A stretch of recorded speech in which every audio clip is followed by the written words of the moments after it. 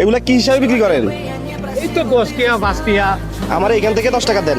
চাচা আপনার ব্যবসা তো ঠিক আছে, এটা কত বছর করেন? না এটা বেশি দিন না, এখন এই অভাবও পড়ি, এখন এটা আরম্ভ করছি। রিক্সা তো পাইতাই না, আগে কি করতেন? আগে রিক্সা পাইতাম। আগে রিক্সা চালাইতেন, তো এখন রিক্সা চালান না কেন? আলুর দরে বর্তমানে বয়স কত আপনার? 65।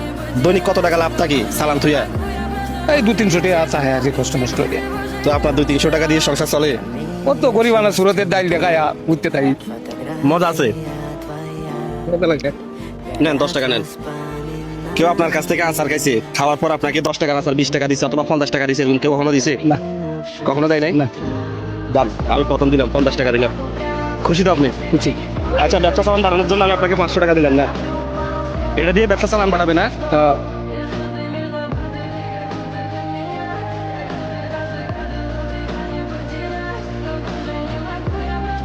এখন চালান আর বাড়বে না? বাবু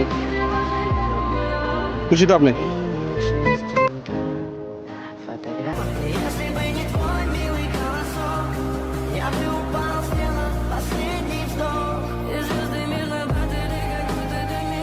এটা দিয়ে আপনি আর একটু পুঁজি বাড়াতে পারবেন না? এই যে 500 টাকা পুঁজি দিয়ে তো কিছু হয় না। আপনার 500 টাকা পুঁজি দিয়ে আপনার নাহলে হাইস্ট 200 টাকা লাভ হইব। এটা দিয়ে কি হবে আপনার?